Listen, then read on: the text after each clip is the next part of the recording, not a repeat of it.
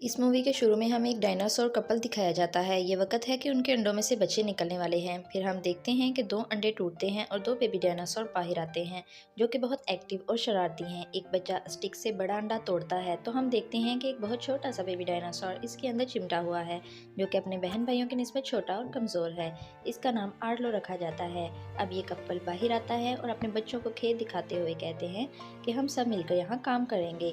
ये dinosaur couple दरिया के किनारे बहुत प्यारी जगह पर रहते हैं और फार्मिंग भी करते हैं। फिर दिखाया जाता है कि थोड़ा वक्त गुजरने के बाद ये बेबीज बड़े हो चुके हैं। आर्लो के अलावा इसके दोनों बहन भाई बहुत एक्टिव थे और वो अपने पेरेंट्स के साथ काम में हेल्प भी करते थे, लेकिन आर्लो बहुत डरपोक था। वो तो मुर्गियों से भी डर जाता था। इससे कोई भी काम ठीक से नहीं होता था। उन्होंने अपने खेतों में एक स्टोर रूम बना रखा था, जहाँ ये सर्दियों के लिए खाना इकट्ठा करते थे। फादर डायनासोर बच्चों को इस बारे में बताते हैं और अपने पाँव का निशान स्टोर रूम की दीवार पर लगाते हैं। बच्चे देखकर खुश होते हैं और अपने फादर से कहते हैं कि हमने भी पाँव का निशान बनाना है, लेकिन फादर डायनासोर उन्हें समझाते हैं कि अभी तुम बहुत छोटे हो। यहाँ पर अपने पाँव का निशान बनाने का मतलब ये है कि तुम जब कोई बड़ा काम कर लो और अपनी कामयाबी के बाद यहाँ पर अपने पाँव का निशान बनाओ। मुझे उस दिन का इंतज़ार रहेगा जब तुम इस मकसद में कामयाब हो जाओगे। फिर फादर डायनासोर उन्हें कुछ काम बताते हैं। कहते हैं कि अगर आज ये बड़े बड़े काम तुम कर लो तो यहाँ पर पाँव का निशान बना सकते हो। आर्लो के बहन भाई काम करने में मसरूफ हो जाते हैं, मगर आर्लो अभी भी डर रहा होता है। आर्लो का भाई बड़ी बड़ी लकड़ियाँ इकट्ठी करता है और बहन सारा फार्म साफ करती है। अब आर्लो के बहन भाइयों को पाँव का निशान बनाने की परमिशन मिल जाती है, लेकिन आर्लो अभी भी अफसरदा था। उसने अभी तक कुछ भी नहीं किया था, इससे कुछ नहीं हो रहा था। वो तो मुर्गियों से भी डर जाता था, इसलिए फादर आर्लो को पाँव का निशान बनाने की इजाज़त नहीं देते। आर्लो का भाई इसका मजाक उड़ाता है। छोटे से बच्चे, तुमसे तो कुछ भी नहीं हो सकता। आर्लो अपने भाई से कहता है कि मेरा मजाक मत उड़ाओ, मैं कुछ ना कुछ बड़ा काम करने की कोशिश करता रहूँगा। आखिर एक दिन मैं कामयाब हो जाऊँगा। इन दोनों को लड़ता देखकर बाकी फैमिली भी वहाँ आ जाती है। फादर डायनासोर आर्लो के भाई को मना करते हैं। तभी आर्लो कहता है, आप सबको लगता है कि मैं कुछ नहीं कर सकता, लेकिन मुझे यकीन है कि मैं एक दिन बड़ा काम करके दिखाऊंगा। अब रात के वक्त दिखाया जाता है कि फादर हेनरी आर्लो को अपने साथ लेकर जाते हैं और रास्ते में आर्लो से बातें करते हैं। वो उसे समझाते हुए कहते हैं कि जब तक तुम अपने डर को ख़त्म नहीं कर देते तुम कुछ नहीं कर सकते। अपने खौफ का मुकाबला करो और अपने अंदर हौसला पैदा करो। फिर हमें सुबह का सीन दिखाया जाता है। फादर हेनरी देखते हैं कि उनका स्टोर किया हुआ खाना किसी ने चुरा लिया है। वो सब परेशान हो जाते हैं कि ये चोर कौन है, ये कौन कर सकता है, इसका तो पता लगाना ही पड़ेगा। फादर डायनासोर आर्लो से कहते हैं कि अब तुम्हारा हौसला देखने का वक्त आ गया है। तुम्हें चोर को पकड़ना होगा और उसे मारना भी होगा। अगर तुमने ये कर लिया तो तुम्हें पाँव का निशान बनाने की इजाज़त मिल जाएगी। आर्लो और इसके फादर मिलकर जाल बिछाते हैं। फिर आर्लो शिकार के फंसने का इंतजार करने लगता है। उन्होंने जाल के नीचे कुछ मकई रख दी थी। थोड़ी देर बाद एक जंगली बच्चा वहाँ से मकई लेने आता है। आर्लो जल्दी से उस पर जाल फेंक देता है, लेकिन बच्चा चीखने लगता है कि मुझे यहाँ से निकालो। आर्लो से ऐसा करता देखकर घबरा जाता है और जल्दी से जाल उठा देता है और वो बच्चा वहाँ से भाग जाता है। लेकिन जब आर्लो के फादर को पता चलता है और वो वहाँ पर आते हैं तो आर्लो पर बहुत गुस्सा होते हैं कि तुमने शिकार को जाने क्यों दिया। एक तो तुम्हारे डर ने सारा काम खराब कर रखा है। चलो मेरे साथ और आओ उस चोर को पकड़ने जाते हैं। आर्लो के फादर पाँव के निशान पर चलते हुए जंगल में पहुंच जाते हैं। रास्ते में बारिश शुरू हो जाती है, लेकिन आर्लो डरने लगता है और अपने फादर से कहता है कि जल्दी वापस चलें, मुझे डर लग रहा है, मौसम बहुत ख़राब है। फादर कहते हैं हम अपना काम करके ही वापस जाएंगे, खामोशी से चलते रहो, पाँव के निशान धुल रहे हैं, जल्दी चलो। लेकिन तभी आसमान पर बिजली चमकने लगती है, तूफानी बारिश शुरू हो जाती है। आर्लो पत्थरों पर फिसल कर गिरता है। अपने फादर से कहता है कि मैं थक चुका हूँ और नहीं चल सकता। फादर हेनरी आर्लो से कहते हैं कि मुझे भी बुरा लग रहा है कि मैं तुम्हें इतने ख़राब मौसम में यहाँ लेकर आया हूँ, मगर ये तुम्हारा डर ख़त्म करने के लिए ज़रूरी है। चलो अगर तुम थक गए हो तो आज के लिए इतना ही, चलो वापस चलते हैं। फिर वो वापस जाने लगते हैं, लेकिन तूफान और तेज़ हो जाता है। चट्टानों के साथ साथ सैलाब आना शुरू हो जाता है। सैलाब के साथ साथ लकड़ियाँ, पत्थर, दरख्त सब बहकर आने लगते हैं। आर्लो के फादर आर्लो से कहते हैं बेटा जल्दी से ऊपर चढ़ जाओ। वो उन्हें पूरी कोशिश से आर्लो को तो ऊपर पहुंचा देते हैं, मगर खुद ऊंचाई पर नहीं चढ़ पाते और सैलाब में बह जाते हैं। ये बहुत ही दुखी सीन होता है क्योंकि आर्लो अपने फादर को खो देता है। आर्लो अब अपने घर वापस आ जाता है और अपने बहन भाइयों के साथ काम करवाने लगता है। आर्लो अब उदास रहने लगा था। एक दिन आर्लो काम कर रहा था कि उसने उसी जंगली बच्चे को मकई चुराते हुए देखा, तो उसे याद आया कि उसके फादर ने उसे कहा था कि उसे पकड़ लेना। फिर वो उसे पकड़ने के लिए इसके पीछे भागने लगता है और एक नदी में गिर जाता है और वहाँ से बहता हुआ कहीं दूर निकल आता है। जब आर्लो को होश आता है तो दरिया के किनारे खुद को अकेला पाता है। आर्लो बहुत दुखी होता है, लेकिन फिर उसे पहाड़ के ऊपर वही जंगली बच्चा नजर आता है।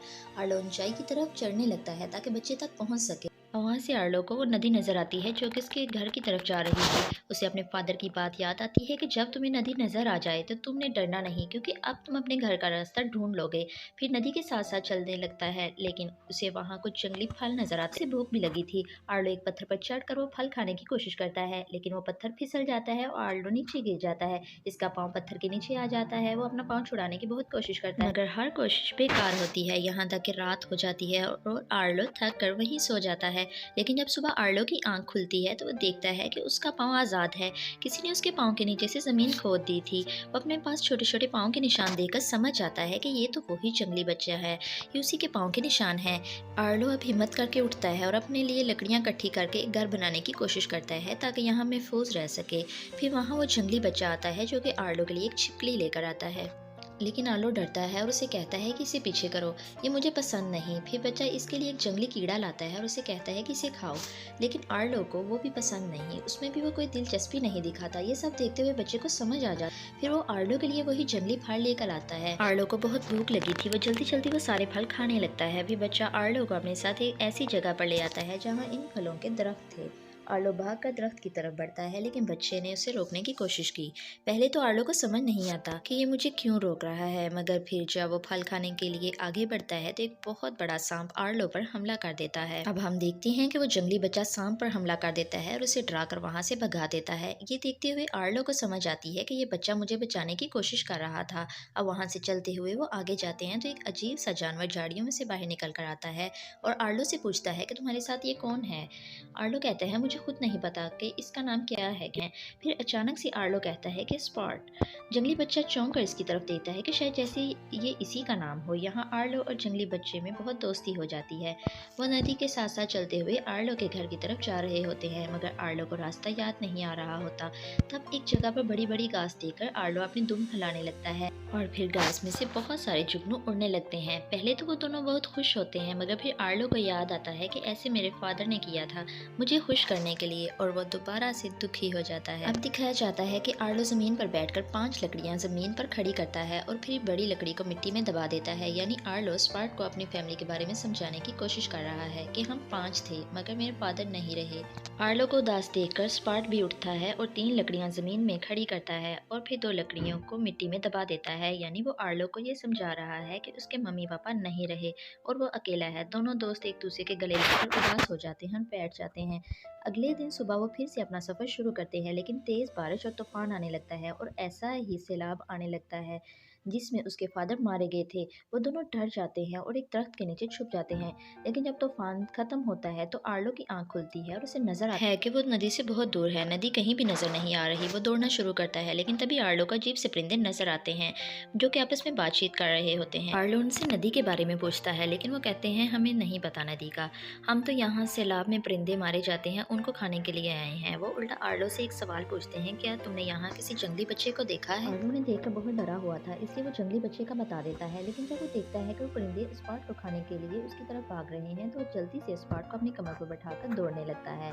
फिर दौड़ते हुए जानो उनके सामने बड़े बड़े डायनासोर्स आते हैं और आर्लो डर कर दूसरी तरफ दौड़ने लगता है। फिर एक बड़ा डायनासोर आर्लो की तरफ आता है और उसे बुलाकर कहता है, तुम डरो नहीं, हम तुम्हें नहीं खाएंगे, हम भी तुम्हारी तरह सब्जियां और फल खाते हैं। आर्लो डरता है और पूछता है कि क्या आपको नदी का पता है। तो आगे से कहता है कि हाँ मुझे पता है, लेकिन मेरे साथ एक मसला हो गया है।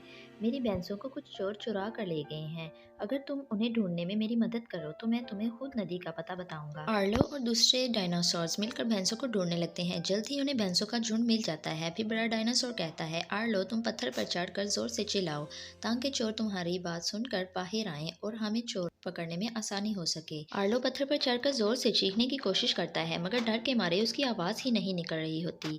मगर तभी बच्चा उसके पाँव पर काटता है और आर्लो की आवाज बहुत जोर से निकलती है।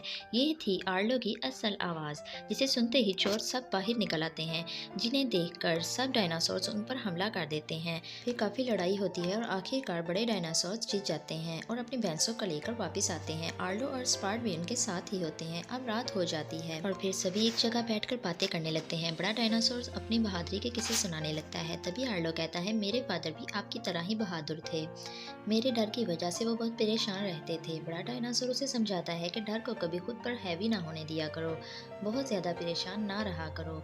सुबह होते ही हम तुम्हें तुम्हारे घर की तरफ लेकर जाएंगे। फिर वादे के मुताबिक सुबह सुबह आर्लो को उसके घर का रास्ता दिखाने के लिए सभी साथ चलते हैं। चलते चलते आर्लो इतनी ऊंचाई पर पहुंच जाता है कि उसका सर बादलों से बाहर आता है और उसे वही पहाड़ नजर आते हैं जो कि नदी के पास थे।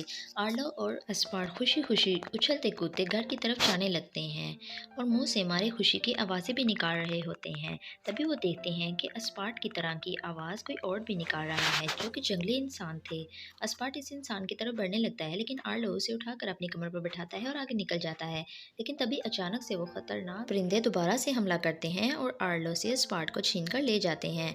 आर्लो उसे छुड़ाने की बहुत कोशिश करता है, मगर वो बहुत ताकतवर थे और आर्लो गिरता पड़ता झाड़ियों में फंस कर रह जाता है। अब हम देखते हैं कि आर्लो अपनी सोचों में गुम हो जाता है। उसके सामने उसके फादर आते हैं और उसे झाड़ियों से आज़ाद करवाते हैं। आर्लो खुश होकर अपने फादर से बातें करने लगता है, मगर फिर आर्लो ये नोट करता है कि मिट्टी पर उसके पाँव के निशान तो बन रहे हैं मगर उसके फादर के नहीं, और वो समझ आता है कि ये उसका ख्याल है।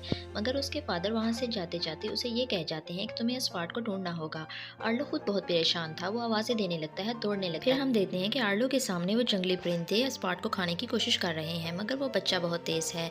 आर्लो यहाँ पहली बार इतने गुस्से में दिखाया जाता है, लेकिन तभी सैलाब आ जाता है। लेकिन आर्लो सैलाब की परवाह किए बगैर उसमें कूद जाता है और अपने दोस्त को बचा लाता है। जैसे तैसे कर वो लोग किनारे तक पहुंच जाते हैं। आर्लो को खुद भी काफ़ी चोटें आती हैं, मगर वो हिम्मत कर वहाँ से आगे चलने लगते हैं। अब उन्हें फिर से वही इंसान नजर आते हैं। इस बार आर्लो एस्पार्ट को उन लोगों की तरफ जाने का इशारा करता है। एस्पार्ट जल्दी से उनकी तरफ जाता है। यही इसकी फैमिली होती है जो कि उससे बहुत प्यार करते हैं। उसके फादर भी उससे प्यार करते हैं और उसे गोद में बैठा लेते हैं। ये देखकर आर्लो काफ़ी दुखी हो जाता है, उसे भी अपनी फैमिली याद आती है। उसे दुखी देखकर एस्पार्ट जल्दी से आर्लो के पास आता है, यानी अभी भी वो आर्लो के साथ उसकी फैमिली ढूंढना चाहता है। लेकिन आर्लो उसे अपने मुंह से पीछे धकेल देता है और उसे समझाता है कि तुम्हें अपनी फैमिली के पास रहना चाहिए ताकि तुम्हें प्यार और मोहब्बत मिल सके। और अब ना चाहते हुए भी वो दोनों बहुत दुखी होकर एक दूसरे को अलविदा कहते हैं। आर्लो हिम्मत करके दोबारा अपने घर का सफर शुरू करता है और चलते चलते आखिरकार वो एक जगह पर पहुंचता है और उसे अपना घर सामने दिखाई देता है। आर्लो इमोशनल होकर रोने लगता है। उसे ऐसा देखकर उसकी फैमिली जल्दी से उसके पास आती है, यानी बहन, भाई और माँ। लेकिन यहाँ वो सब हेनरी को बहुत याद करते हैं और दुखी हो जाते हैं।